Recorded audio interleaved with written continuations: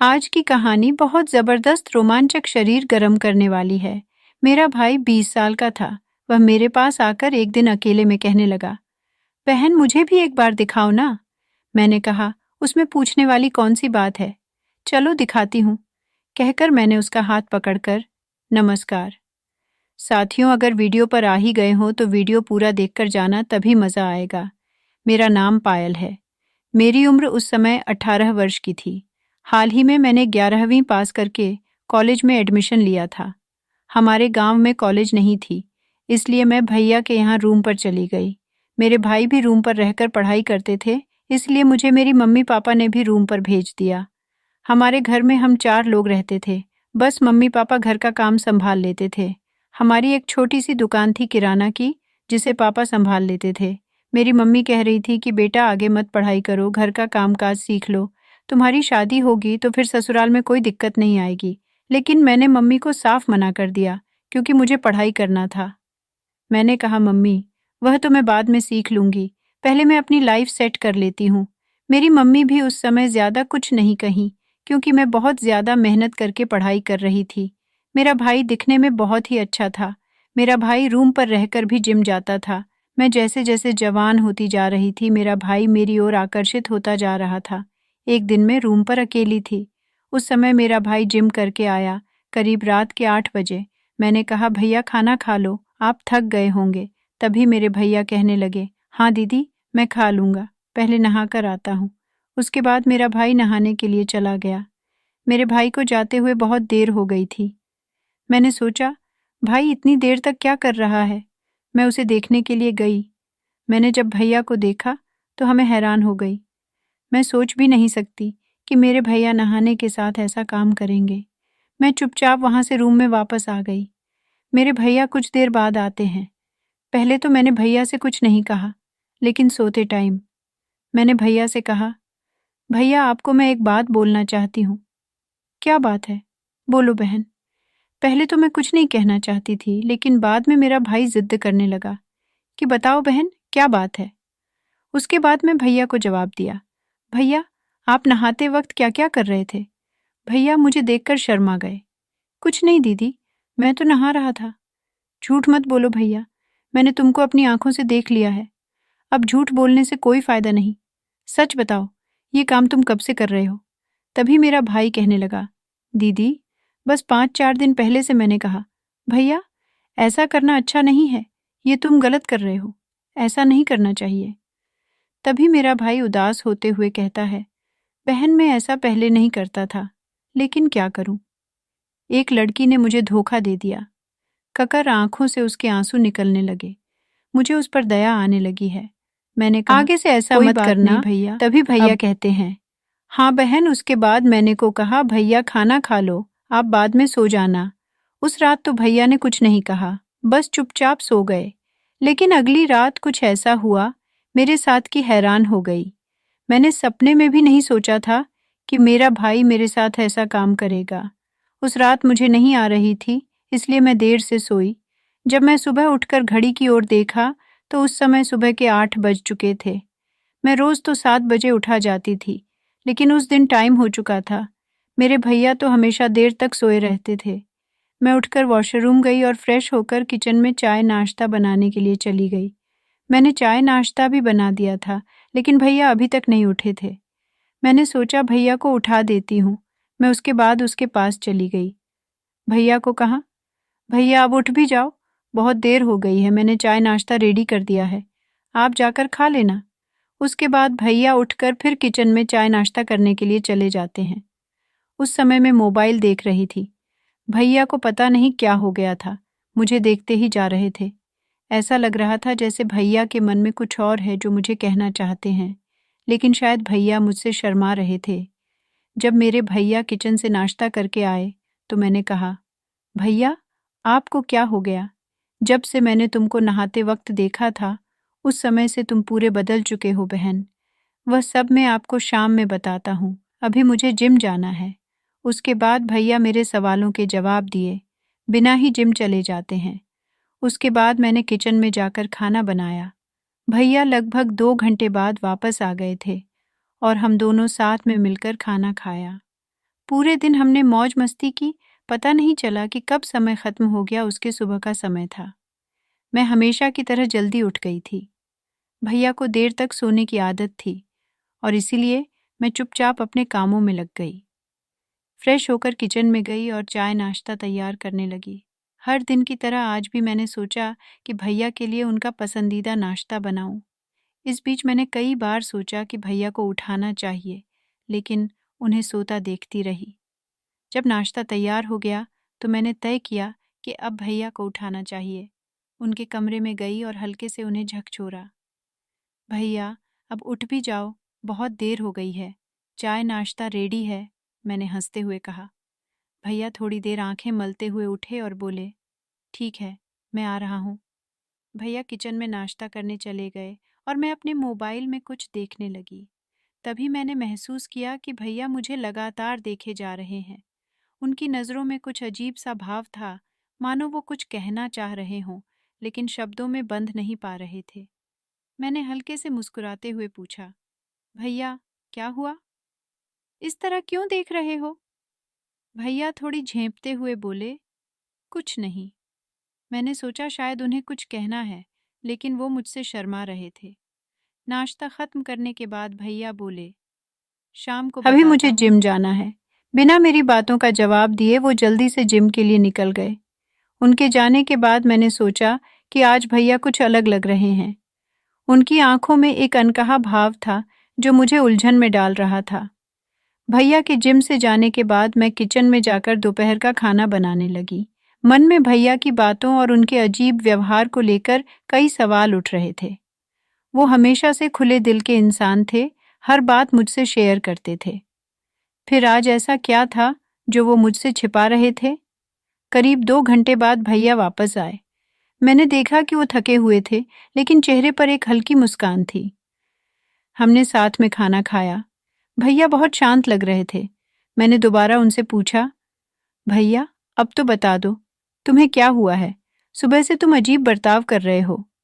भैया थोड़ा झिझके, फिर बोले, चलो शाम को बैठकर आराम से बात करेंगे।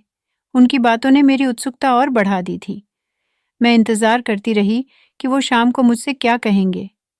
शाम का समय हुआ। हम दोनों साथ में चाय पीने बैठे। मैंने फिर से सवाल किया, अब तो बता दो भैया, तुम सुबह से इतने गंभीर क्यों हो? भैया ने गहरी सांस ली और बोले, देख बहन, मैं कुछ कहने की कोशिश कर रहा हूँ, लेकिन समझ नहीं आ रहा कि कैसे शुरू करूँ। मैंने कहा, भैया, आप मुझसे सब कुछ खुलकर कह सकते हो, मुझे कोई दिक्कत नहीं होगी। भैया ने सिर झुकाकर कहा, जब आज सुबह मैं नाश्ता कर रहा था और तुम मोबाइल चला रही थी, मुझे लगा कि तुम बहुत बड़ी हो गई हो। एक समय था जब तुम छोटी बच्ची की तरह थी और आज तुम इतनी समझदार और जिम्मेदार हो गई हो। मुझे हमेशा लगता था कि मैं तुम्हारा बड़ा भाई हूँ और तुम्हें हर मुश्किल से बचाऊंगा, लेकिन अब लगता है कि तुम खुद इतनी मजबूत हो गई हो कि तुम्हें मेरी ज़रूरत नहीं रही। उनकी बातें सुनकर मैं मुस्कुराई और कहा, भैया, आप ऐसा क्यों सोच रहे हो? आप हमेशा मेरे लिए खास रहोगे। आपकी जगह कोई नहीं ले सकता। भैया की बातें सुनकर मेरा दिल भर आया। मैंने महसूस किया कि वो मुझे लेकर भावुक हो रहे थे। हमारे बीच की बातचीत ने हमारे रिश्ते को और गहरा कर दिया। उस शाम हमने एक दूसरे के साथ ढेर सारी बातें की। हमने पुराने दिनों की यादें ताज़ा कीं, जब हम दोनों बच्चे थे और हर छोटी बात पर झगड़ते थे। भैया ने बताया कि कैसे वो मेरी हर छोटी खुशी का ध्यान रखते थे और मैंने भी उन्हें याद दिलाया कि मैं हमेशा उनकी छोटी बहन रहूंगी। पूरे दिन की ये घटनाएं मुझे ये समझाने के लिए काफ़ी थीं कि भाई बहन का रिश्ता कितना अनमोल और अटूट होता है। दिन गुजर रहा था, लेकिन मेरे मन में भैया की बातों का असर बना हुआ था। उनकी आंखों में जो भाव थे, उन्हें मैं अनदेखा नहीं कर पा रही थी। ऐसा लगता था कि वो कुछ बड़ा और गंभीर बात छिपा रहे थे, लेकिन भैया ने स्पष्ट रूप से कह दिया था कि वह शाम को ही सब कुछ बताएंगे। मैं मन ही मन सोचती खाना रही बनाने और घर के दूसरे काम करते हुए मेरे मन में बार बार बचपन की यादें तैरने लगीं। भैया हमेशा मेरे लिए एक गाइड, एक संरक्षक और एक सच्चे दोस्त की तरह रहे थे। जब भी मुझे किसी चीज़ की ज़रूरत होती थी, भैया बिना कहे ही सब समझ जाते थे। चाहे स्कूल की किताबें हों या मेरी पसंदीदा चॉकलेट, भैया ने कभी मुझे किसी चीज़ की कमी महसूस नहीं होने दी। मुझे याद आया, एक बार मैंने अपनी साइंस की परीक्षा में खराब प्रदर्शन किया था। मैं बहुत डर गई थी कि माँ पापा डांटेंगे, लेकिन भैया ने न केवल मुझे ढांढस बंधाया, बल्कि पूरी रात जागकर मुझे पढ़ाया। अगले एग्जाम में मैंने अच्छा स्कोर किया और उनकी मेहनत का नतीजा साफ दिखाई दिया। आज भैया का व्यवहार कुछ अलग था। ऐसा लग रहा था जैसे वो मुझसे कुछ छिपा रहे हों। मैंने कई बार सोचा कि उनसे सीधे पूछूं, लेकिन उनके व्यवहार की झिझक देखकर मैं खुद भी चुप रह गई। शाम हुई और मैंने फिर से भैया से सवाल किया। वो पहले तो टालने लगे, लेकिन मेरी जिद के आगे हार मान गए। उन्होंने कहा, अच्छा सुन, आज सुबह जो कुछ हुआ उससे मुझे बहुत कुछ महसूस हुआ। क्या महसूस हुआ भैया? मैंने उत्सुकता से पूछा। जब आज सुबह तुम किचन में चाय बना रही थी और फिर जब तुमने मुझे उठाया, मुझे लगा कि वक्त कितनी जल्दी बीत गया है। तुम्हें अब देखता हूँ तो ऐसा लगता है कि मेरी छोटी बहन अब बड़ी हो गई है।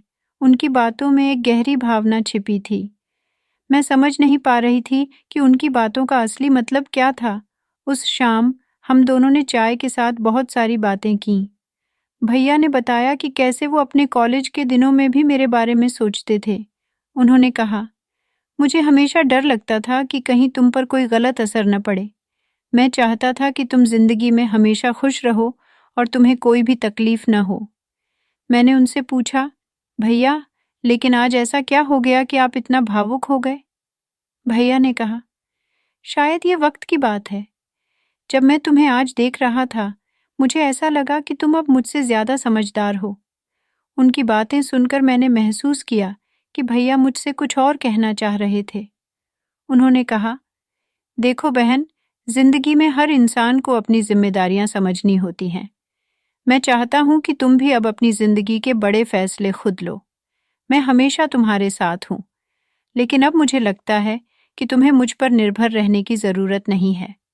मैंने उनसे कहा, भैया, आप हमेशा मेरे लिए सबसे खास रहेंगे। आपकी जगह कोई नहीं ले सकता। लेकिन आपकी ये बातें सुनकर मुझे भी एहसास हो रहा है कि अब मैं बड़ी हो गई हूँ। हम दोनों ने रात का खाना साथ में खाया। बातचीत के दौरान भैया ने मुझे अपने कुछ निजी संघर्षों के बारे में बताया।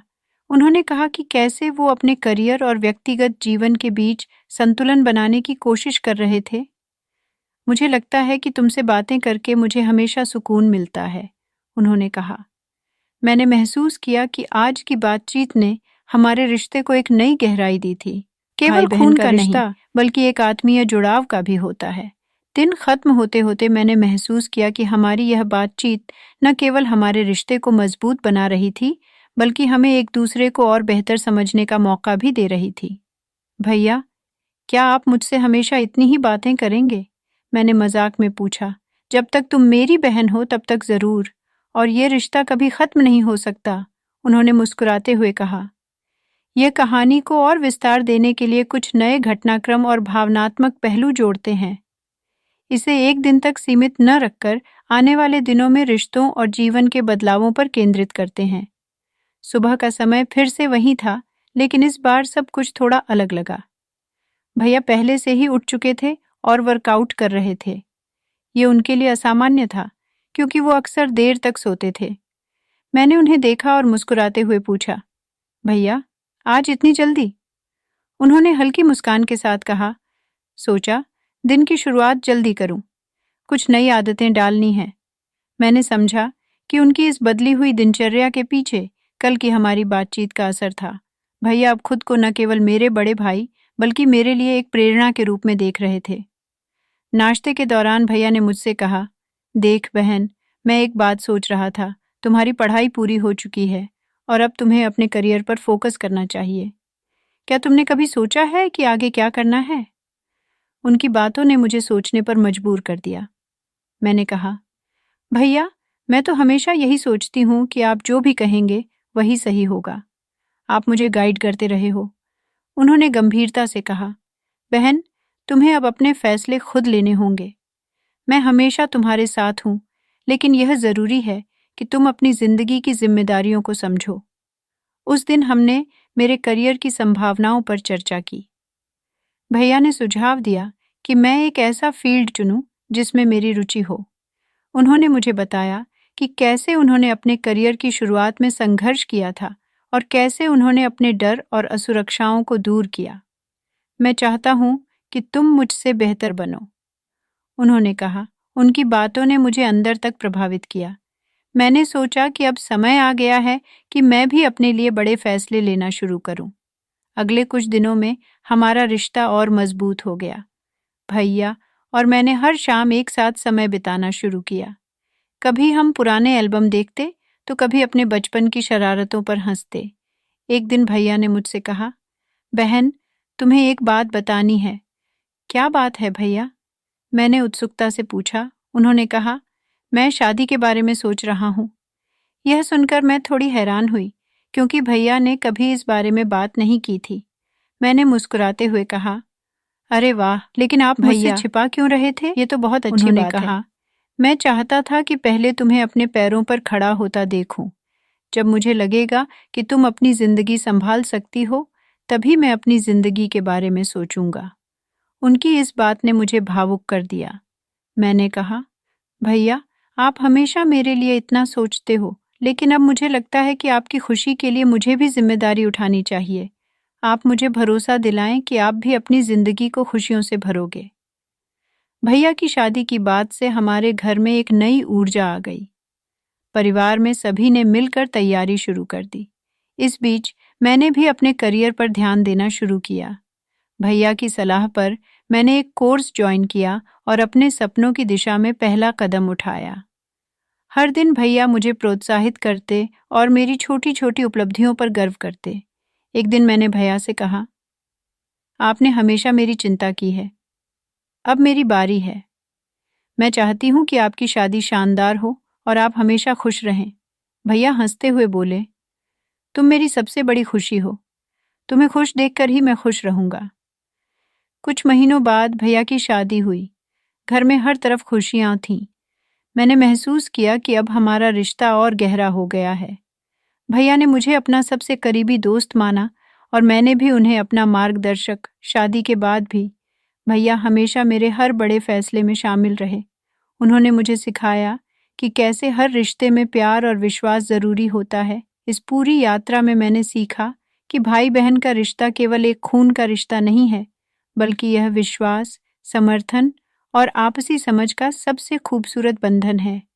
आज जब मैं पीछे मुड़कर देखती हूँ तो महसूस करती हूँ कि भैया की हर बात ने मुझे मजबूत बनाया। उन्होंने न केवल मुझे अपने पैरों पर खड़ा होना सिखाया, बल्कि यह भी सिखाया कि हर रिश्ते में प्यार और त्याग कितना जरूरी होता है। भैया की शादी के बाद घर में एक अलग सी रौनक आ गई थी। उनकी पत्नी, जिन्हें मैं प्यार से भाभी बुलाने लगी थी, परिवार में खुशी और नएपन की लहर लेकर आईं। भाभी काफी समझदार और मिलनसार थीं। उन्होंने न केवल भैया का साथ दिया, बल्कि मुझे भी अपनी छोटी बहन की तरह अपनाया। शादी के कुछ हफ्तों बाद भाभी और मैं रसोई में बातें कर रहे थे। उन्होंने कहा, तुम्हारे भैया तुम्हारे बारे में हमेशा इतना सोचते हैं। वो तुम्हारे लिए बहुत प्रोटेक्टिव हैं। तुम्हें पता है, वो शादी से पहले तक इस बात को लेकर परेशान थे कि तुम्हारा भविष्य सुरक्षित हो। मैंने मुस्कुराते हुए कहा, हाँ भाभी, भैया हमेशा से ऐसे ही हैं। उन्होंने मुझे हर चीज सिखाई है और हमेशा मेरा ख्याल रखा है। भाभी ने आगे कहा, तुम्हारे भैया चाहते हैं कि तुम अपने पैरों पर खड़ी हो। मैं भी यही चाहती हूँ कि तुम अपने सपनों को पूरा करो। भाभी की यह बातें सुनकर मुझे महसूस हुआ कि अब मेरी जिम्मेदारी आगे बढ़ाऊं कि मैं भैया अपने और जीवन भाभी को की सही शादी के दिशा बाद में मैंने अपने करियर पर गंभीरता से ध्यान देना शुरू किया। मैंने अपने कोर्स को पूरा करने के लिए दिन रात मेहनत की। भैया हमेशा मुझे मोटिवेट करते रहते थे। कोर्स पूरा करने के बाद मैंने पहली नौकरी के लिए आवेदन करना शुरू किया। यह समय मेरे लिए बहुत कठिन था। कई बार इंटरव्यू में असफलता मिली और मैं हतोत्साहित हो जाती। एक दिन जब मैंने भैया से अपनी निराशा जाहिर की, तो उन्होंने मुझे समझाते हुए कहा, हर असफलता तुम्हें मजबूत बनाती है। हार मानना किसी समस्या का हल नहीं है। कोशिश करते रहो, तुम्हें जरूर सफलता मिलेगी। उनकी बातों ने मुझे प्रेरित किया। मैंने मेहनत जारी रखी और कुछ हफ्तों बाद मुझे अपनी पहली नौकरी मिल गई। नौकरी मिलने के बाद मुझे महसूस हुआ कि अब मैं धीरे धीरे आत्मनिर्भर हो रही हूँ। मैंने भैया और भाभी से कहा, आप दोनों ने हमेशा मेरा साथ दिया है। अब मैं चाहती हूँ कि मैं भी घर के खर्चों में मदद करूँ। भैया ने मुस्कुराते हुए कहा, तुम्हारी ये सोच ही हमारी सबसे बड़ी उपलब्धि है, लेकिन याद रखना, अपनी खुशियों को कभी मत भूलना। भाभी और भैया की शादी के कुछ सालों बाद हमारे घर में एक नन्हा मेहमान आया। मेरे भतीजे के जन्म ने हमारे परिवार को और खुशियों से भर दिया। जब मैंने अपने भतीजे को पहली बार गोद में लिया, तो मुझे महसूस हुआ कि जिंदगी कितनी खूबसूरत हो सकती है। भैया और भाभी ने उसका नामकरण किया और मैं उसके लिए बुआ बन गई। भैया के साथ मेरा रिश्ता समय के साथ और गहरा हो गया। हम दोनों ने अपने अपने जीवन में बड़ी जिम्मेदारियां संभाल ली, लेकिन एक दूसरे के लिए वक्त निकालना कभी नहीं छोड़ा। एक दिन जब मैं अपने करियर में एक बड़ा फैसला लेने के बारे में सोच रही थी, तो मैंने भैया से सलाह मांगी। उन्होंने कहा, अब तुम्हें खुद फैसला लेना चाहिए। मैं हमेशा तुम्हारे साथ हूँ, लेकिन यह वक्त है कि तुम अपने दिल की सुनो। उनकी इस बात ने मुझे आत्मनिर्भर बनने के लिए और प्रोत्साहित किया। मैंने उनके बताए रास्ते पर चलते हुए अपने करियर में एक बड़ा कदम उठाया और उसे सफलतापूर्वक पूरा किया। समय बीतता गया, लेकिन भैया और मेरे रिश्ते में वो गर्मजोशी हमेशा बनी रही।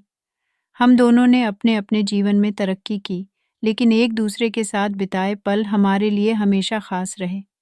अब मेरा भतीजा बड़ा हो गया है और हम तीनों, भैया, भाभी और मैं, उसके साथ मिलकर बहुत समय बिताते हैं। कभी कभी जब मैं उसे कहानी सुनाती हूँ तो उसे अपना बचपन याद आ जाता है।